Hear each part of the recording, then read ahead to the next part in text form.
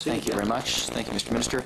I'll pick up where I left off last time, and that is around the discussion about GPRC and Red Deer College ACAD degree granting. And, you know, to be very clear, my sincere hope is that Grande Prairie, Red Deer, and ACAD are given the resources they need to be successful in this new model.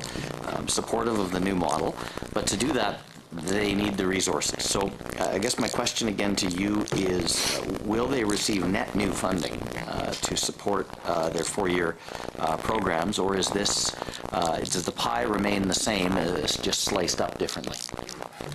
So we've increased, like I said, the amount of operating dollars for every university and college by 2%, as well as we've provided backfill funding for tuition. So you've seen that Red Deer College and Grande Prairie Regional College received a 2% increase in their Campus Alberta operating grant, as well as the portion of the tuition freeze backfill funding that we've provided.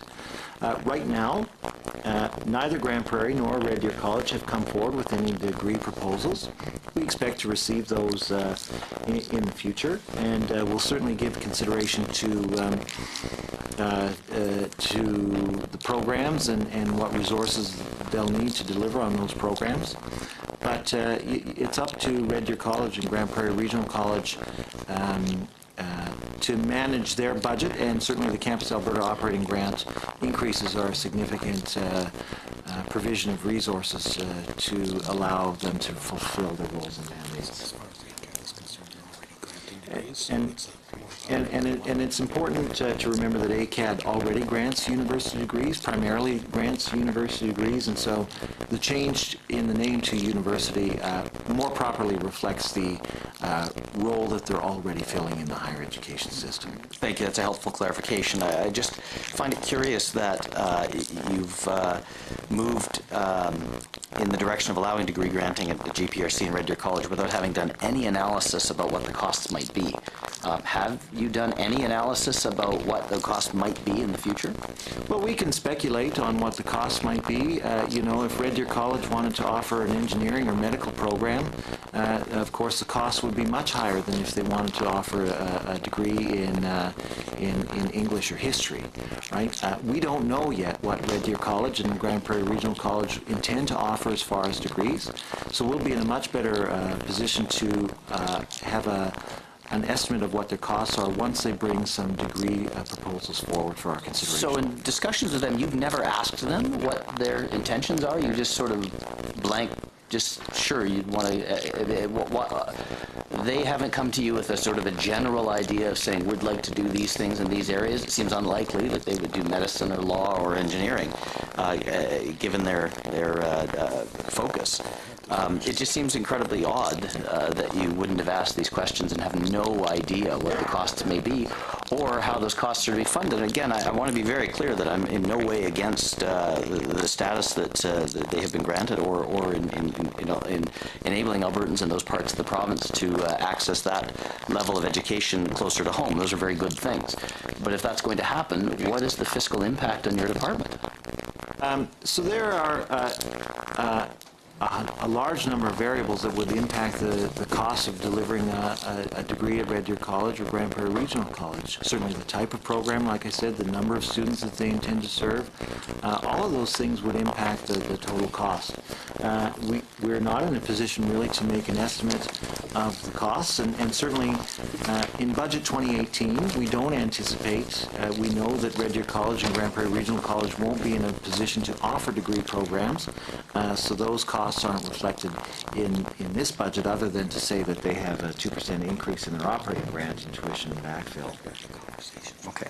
So I'd like to come back to a question about the Access to the Future Fund. And in your answer earlier, you said that it was suspended by the previous government. But if we look at the fiscal year 15-16, time at which you in fact were in government, the annual report for 15-16 for the Access to the Future Fund, which is contained within the annual report of advanced education broadly, it says that the spending from Access to the Future Fund was in fact suspended in Q3 of 15-16.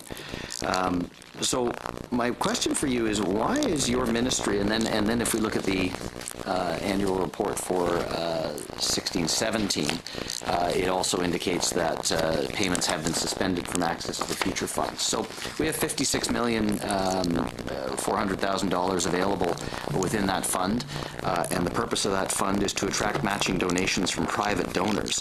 Why is it that you are not taking advantage of this fund to meet the mandates of the Access to the Future Fund, which is to provide advanced education opportunities to Albertans that enable to develop appropriate and relevant skills, enrich their quality of life, assist them in reaching their full potential? This seems like something we ought to be doing more of, not less of, and I'm just curious what your plans are for this fund. So you're incorrect when you said that that it was our government that decided to suspend payments. Of course, the previous government did decide to suspend payments from the Access to the Future Fund, and in fact, in the last budget that the Prentice government presented, payments from the Access to the Future Fund were suspended. The payments that you were referring to were for the completion of projects that were approved in years previous to that year. And so, of course, the government honored its commitment at that time to complete those payments. You know, it's important to remember that we're under significant pressure to get back to a balanced budget in 2023.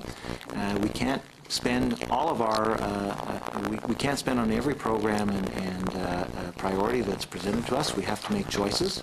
Our government chose to continue to suspend payments from the Access to the Future Fund that was made by the previous government. So, were you government in fiscal 15-16? Like I said, the payments in the 15-16 year were completion of projects that were approved in previous years. So there was an expenditure also in 2017 of $10 million out of the fund, if you look at your statement of operations. So I'm absolutely confident you were government in fiscal 16-17. We have $10 million that was spent on post-secondary infrastructure out of the Access to the Future Fund. So the other $10 million that you referred to was a commitment made by the prior government that we honored, but you know, the prior government decided to suspend payments from the Access to the Future Fund, and we've decided to continue with that. Okay. So, but your earlier answer, I think, conflates a couple of things, because what I look at I see the Access to the Future Fund as having $56 million or so in assets, which generates some investment income in the neighborhood of about $400,000 in the most recent annual report. That $400,000 would go a long way to providing scholarships, to perhaps creating some opportunities for private donors to be matched in terms of their support for post-secondary education around the province. That would not be depleting the headline fund. There, I can imagine, be some opportunities to spend some of the cash as well if it's matched by private donors. Is it the fact that it's private donors and you don't like that idea that has caused you to suspend this? I'm just kind of curious what your long-term plans might be for the Access to the Future Fund. So all of the payments from the Access to the Future Fund show up as expenses on our budget, and certainly all of the matching funds that would be received through the Access to the Future Fund show up in the consolidated budget for the ministry. So, you know, we have to constrain spending. We're on a path to balance by 2023. We have to make tough choices. The suspension of the payments from the Access to the Future Fund was a decision made by the previous government. We've simply decided to continue to suspend payments as a cost control measure. All right. So I just want to, my last minute here, just talk about funding allocation generally. There's about $5.7 billion of post-secondary operations, fiscal plan, page 12. Is it possible for you to provide us, either through a tabling in the Assembly or perhaps even more transparently on your website, exactly how that funding breaks down to each one of the 26 post-secondary institutions around the province? So the money that's available in the Campus Alberta operating grants to each of the institutions is available in the annual reports for each of the institutions, and I would refer you to the most recent annual reports for the amount of money that's provided to them through the Campus Alberta operating grants. I appreciate that. It would be very helpful for us not to have to comb through 26 different annual reports. Well, I have a busy job, Mr. Clark, and you know I'm not going to do your work for you. Do it. I would anticipate you've got some folks in your department who could consolidate that information. You also have staff who are more than capable of looking through the annual reports of the individual institutions. Okay, to interrupt.